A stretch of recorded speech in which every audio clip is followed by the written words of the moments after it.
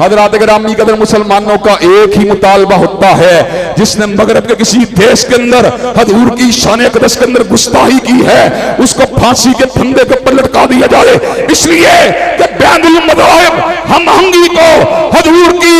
इज्जत और नामूस के बगैर बरकरार नहीं रखा जा सकता। इसी तरह हम ये बात भी बतला देना चाहते हैं, अगर तुम मुल्क के अंदर बैनुल मसालक हम आहंगी चाहते हो तो जहां पर सैयदना अली अल मुर्तज़ा, जहां पर सैयदना हसनैन करीमैन, जहां पर सैयदा फातिमा ज़हरा की इज्जत के ऊपर समझौता नहीं हो सकता, वहां पर अबू बकर, उमर, उस्मान, अली और सैयदा आयशा की अजमत और इज्जत के ऊपर भी समझौता हो सकता। हज़रात गिरामी कदर, और आज अल्लाह ताला के फजल करम से मैं ये बात बतला देना चाहता हूं कि हमारी इस हुर्रियत ने, हमारी इस हक परस्ती ने और हमारी अहले बैत इज़ाम और सहाबा किराम रिज़वानुल्लाह अलैहिम अजमाइन के साथ वस्तगी ने मुल्क के अंदर अल्लाह ताला के फजल करम से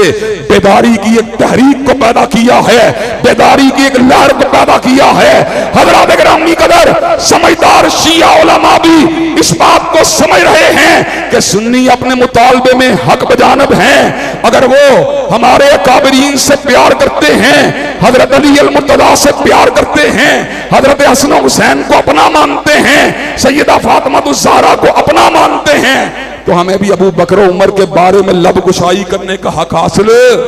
हज़रात गिरामी